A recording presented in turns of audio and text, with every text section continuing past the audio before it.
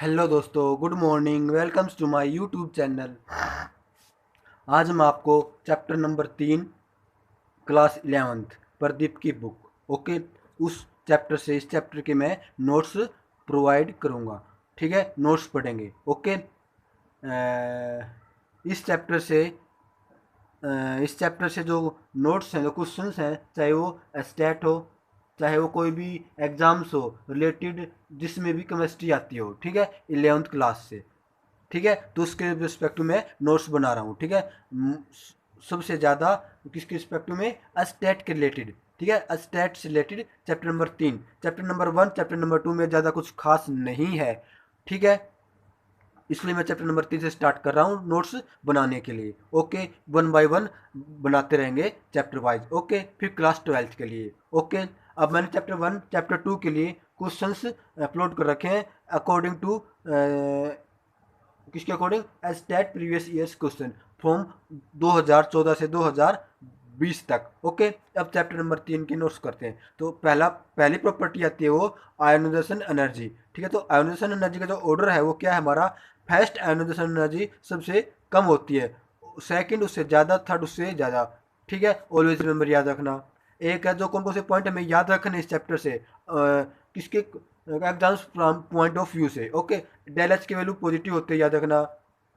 उसके बाद कौन कौन से फैक्टर हैं जो आयोनाइजेशन एनर्जी को अफेक्ट करते हैं, तो कौन से, penetrating power, screening impact, nuclear charge, atomic size. ठीक है, अब कैसे करते हैं, क्या रिलेशन इनका, क्या पेनिट्रेटिंग पावर का, क्या एस की पेनिट्रेटिंग पावर ज़्यादा होती है, सबसे ज़्यादा, पी क्यू से कम, डी क्यू से कम, एफ क्यू से कम। ओके, सेकंड फैक्टर है हमारा स्क्रीनिंग इफेक्ट। स्क्रीनिंग इफेक्ट हम कैसे निकालते हैं, सेलेक्टर रूल का यूज करके। ठीक है, Z effect is equal to total nuclear charge minus screening constant. Okay, ये हमारा मैथ फॉर्मूला है, तो इसलिए ionisation energy inversely proportional to screening effect. Okay, third factor हमारा न्यूक्लियर चार्ज है। क्या है, न्यूक्लियर चार्ज।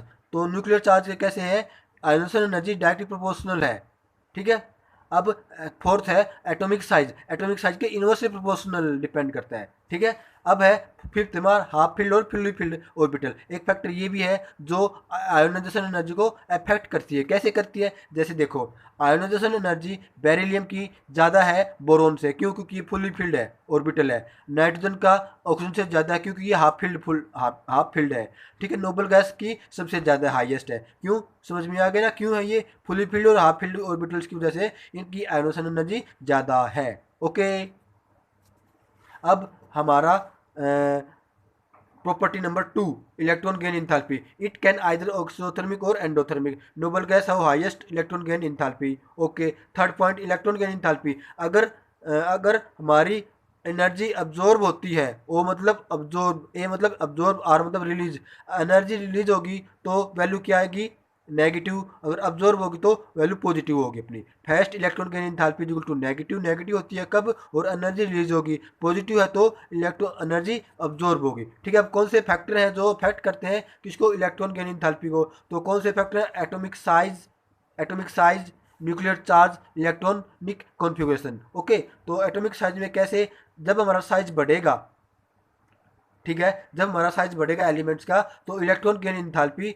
नेगेटिव हो जाएगी, लेस नेगेटिव बन जाएगी। न्यूक्लियर चार्ज के केस में मोर नेगेटिव हो जाएगी। इलेक्ट्रॉनिक कॉन्फ़िगरेशन में क्या है, हाफ फील्ड और फुली फील्ड अगर कॉन्फ़िगरेशन है एलिमेंट्स का, तो उसके केस में इलेक्ट्रॉन गेन इंथैल्पी लार्ज हो जाएगी, मतलब बहुत ज़्यादा बढ़ जाएगी, इंक्रीज हो जाएगी। ठीक है, अब यहाँ पे कुछ ट्रेंड्स हैं, some important trends in electron gain enthalpy. तो क्या है, halogen have more negative electron gain enthalpy. ठीक है, तो क्लोरीन की ज़्यादा है फ्लोरीन से, याद रखना।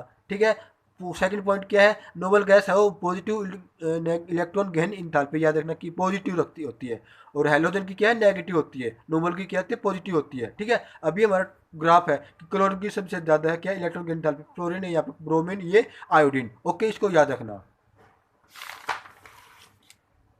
अब एक क्वेश्चन आता है हमारा यहाँ पे कि अगर किसी एलिमेंट का एट जेड की वैल्यू 114 है तो किस फैमिली में वो बिलोंग्स करेगा, किस पीरियड में बिलोंग करेगा, किस ग्रुप में बिलोंग करेगा, तो कैसे किस में करेगा, अगर 14 है तो 14th ग्रुप में बिलोंग लाई वो करेगा, और पीरियड कौन सा होगा उसका, 7th पीरियड, 7th, और ग्रुप कौन सा, 15th। अगर 115 एटॉमिक जेड की वैल्यू 115 है तो ग्रुप हमारा 15th होगा और पीरियड हमारा 7th हो गया होगा। ठीक है, याद रखना। अगर 118 जेड की वैल्यू है तो ग्रुप हमारा 18th होगा और पीरियड हमारा 7th होगा। ठीक है, इसी प्रकार जेड की वैल्यू अगर 119 है, क्या है 119 है, तो एस ब्लॉक में मिलाई करेगी, ग्रुप 1 में लाई करेगा। 120 है तो ग्रुप 2 में लाई करेगा। अगर जेड की वैल्यू इसके बीच में तो एफ ब्लॉक में लाई करेगा वो। जेड की वैल्यू इसके बीच में तो एफ डी में, इसमें पी में। ठीक है, नेक्स्ट प्रॉपर्टी इलेक्ट्रोनेगेटिविटी।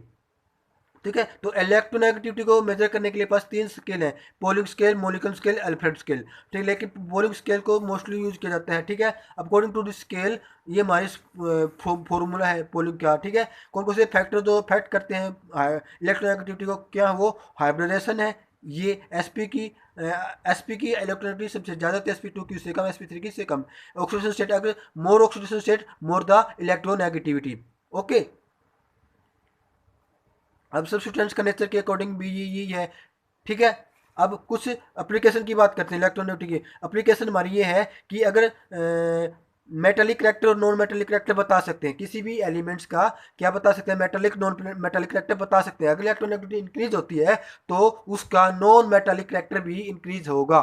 ठीक है, और हम क्या बता सकते हैं, पोलर और नॉन पोलर बॉन्ड की करेक्टर क्या है, बॉन्ड पोलर बनेगा या नॉन पोलर बनेगा, कौन सा बॉन्ड होगा, उसके बारे में भी हम बता सकते हैं।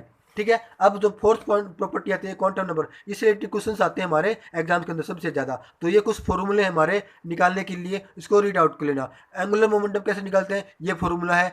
एनर्जी सब सेल की क्या होती है, एक ही उसी same same within same principal shell के अंदर, तो वो ये है, एस की सबसे कम, एफ की सबसे ज़्यादा। ये कुछ फॉर्मूले हैं, एल लेस देन एन। ठीक है, ये कुछ फॉर्मूले हैं, इसको देख लेना। ये N plus L rule of principle है, इसको देख लेना। Okay, thank you.